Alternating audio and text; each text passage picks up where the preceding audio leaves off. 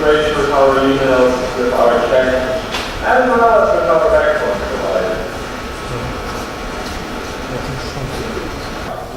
Alright, so back to the backbone. I don't own every mile of fiber optics I use. I can think of a lot of places where people could actually check or extract information from my life.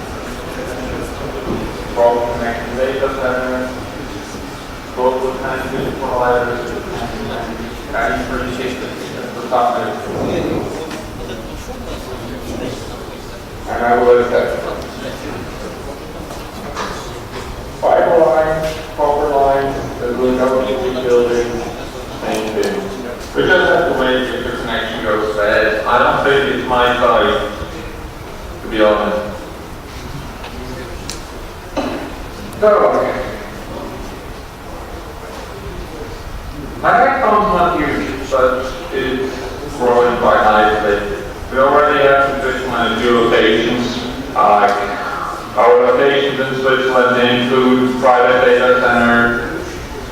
We have 2 locations here in town. We have one in Glasgow. We have a few neutral data centers we use. That's kind of the thing why I have my talk. In Zurich we have 4 locations. In Basel we have 2 locations, and we even have a military bunker that we use. That's very valid. Our room in Switzerland uses the triangle Zurich, Basel, Bern, and extends to further data centers. That's 300 kilometers of lines outside of buildings, and about 8 places you could try to steal data from me. Or actually the data of my customers. So that's the first scenario. Second scenario, governmental regulations are soon also forcing me more and more to spy on my customers. I don't like that. Every government does that at the moment. Switzerland is still pretty harmless, but much worse in countries like Iceland, which we are even considering moving some of our equipment. So, what can we do? 2 things. First, if you want to fight your government, you can only work with false identity.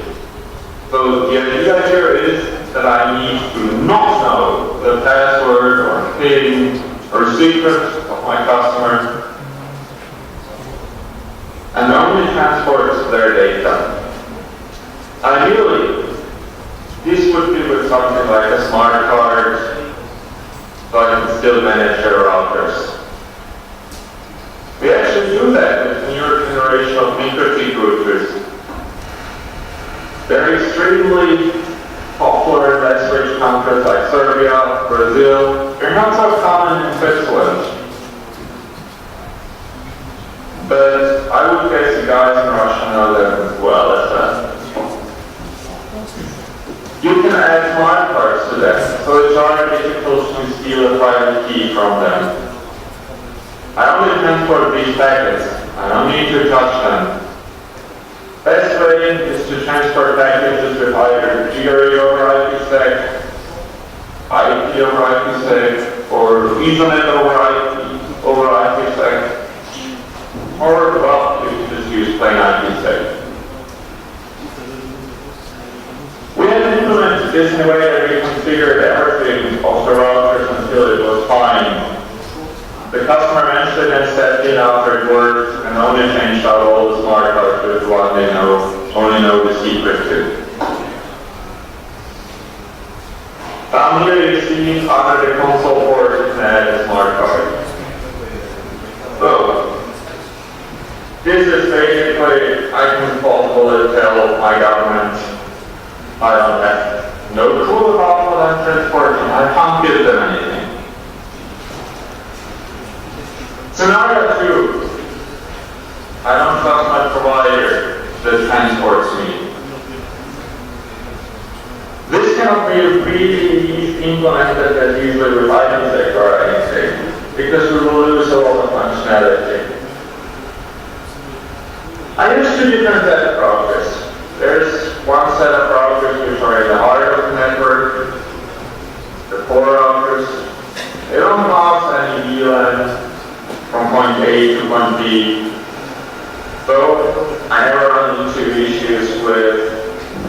actually taking down my network. I've had some talks about that topic before, you can look them up. So, the core routers do not need to do encryption. They need to do MPLS and forward packets fast. That's where they're best. I also don't encrypt everything. Our multicast television packets are not encrypted. The second set of routers are my IP routers. They connect those servers to the internet and they connect to the outside world via my carriers. In my case, this is at the moment E7, Trojan, and this is Internet Exchange. I run EOIP, Ethernet over IP, just regular Ethernet packets over a tunnel, and with an IPsec encryption between both places. So every router thinks he has a direct connection to any other router in my backbone. Right now this works, but since the complexity grows exponentially, I expect to be able to finish when I have more than 8 routers connected directly to the core. If you have routers not connected to the core directly, they are not fully meshed with the others, so this is not an issue. EOIP panels are like direct Ethernet cables which are encrypted. So we are rather protected. Because my routers don't all have smart cards, I run the IPsec panel underneath with ESK, with pre-shared passwords. Certificates on smart cards will later be added. So, to recapitulate, this is why when the core network with the MPLS router system doesn't even exist. This is ideal, so we can go debug it individually, and the payload works very fast in time in case any line break. I have probably another payload router in my core. French, Chinese, I don't trust those. I also don't trust some of my systems here. With the big mix of use here we go. Some of them can do 50 gigabit per line port, therefore it's nice to get them used. But yeah, we can't trust any network gear provider. MicroTik at least is a European company, so we might not have the NSA, the Mossad, and the Russians in it. Well, just kidding. Probably the Russians are still in it.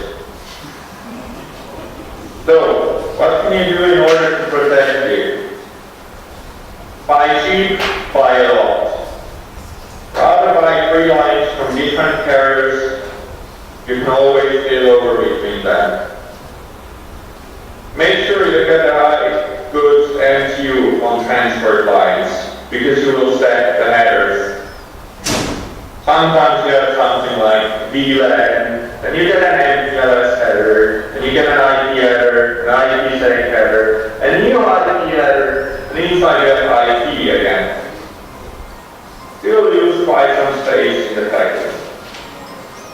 I normally try to get full 9000 MQ, or at least something around 2000 bytes. So I also try to make it deals only get a VLAN tag and a shared Ethernet line from some partners. Since I don't need anything more than that, MPLS goes easily through that. I'm perfectly fine. Just crypt everything from the beginning. And probably have a good concept about auto span management too.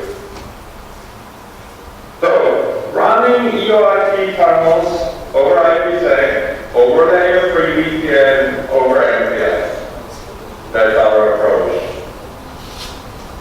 Here at this will add some latency overall. So far I haven't had much bad experience.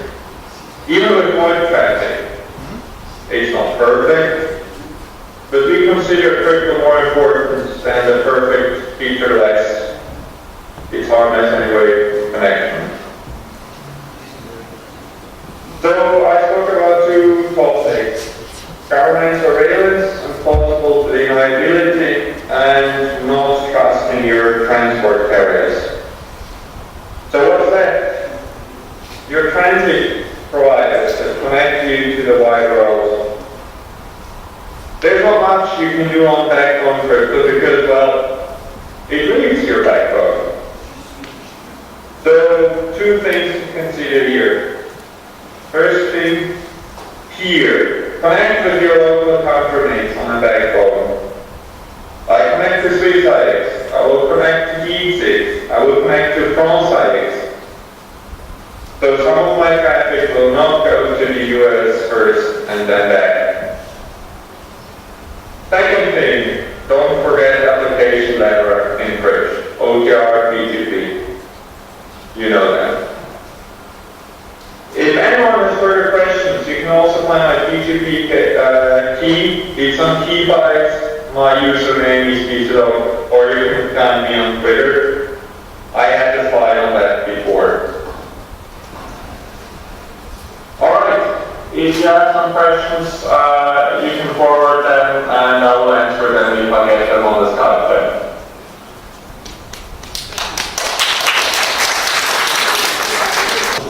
Человек думает о CJDNS как реализации протокола с N26. CJDNS. Это существование на уровне и, собственно, легкая реализация межсетей из провайдеров, ну, в том числе. На базе провайдера. И на базе, и без. То есть вот есть прямые межконнекты по Wi-Fi, по лазерному каскам, по L2, короче. И еще логовые коннекты по UTP туннелям, используя обычный интернет, там большое расстояние. On the mesh net, in terms of mesh, what I'm doing here is basically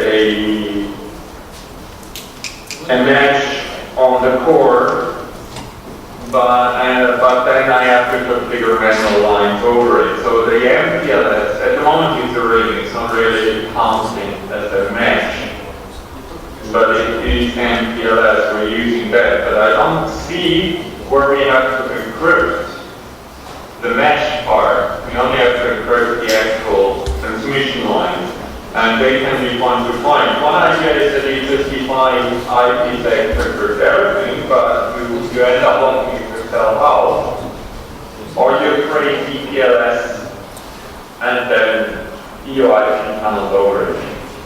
DJDNS, I'm not familiar with it. Let me see. DJDNS. Cool. I see. So that's a networking protocol. Okay, first time I hear about that. It's IPv6 only. I'm sorry, IPv4 is still needed. Even though we have IPv6 for 20 years, we can't leave IPv4 out. And I have to transfer IPv4, so that would not work for me. But that's interesting, I will definitely look into it. More questions? Oh, and by the way, most backbones are not really going into the dynamic worry, they're rather static. Backbone ISPs are very, very traditionalist. So anything which is dynamic, even SDN, I don't know anyone who uses SDN in Switzerland on their backbone. Есть ли какие-то особые специальные настройки для NPSec? Или ему хватает дефолтных для производителя? Not really. I consider the tunnel static with the remote IP, which is normally the loopback IP that we learn. So every router has a loopback IP. That's normal.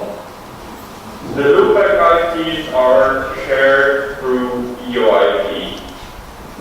And over the loopback IP address, I established the EOIP tunnel, Ethernet over IP tunnel.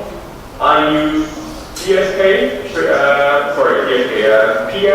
perfect forward secrecy, as high as I can get.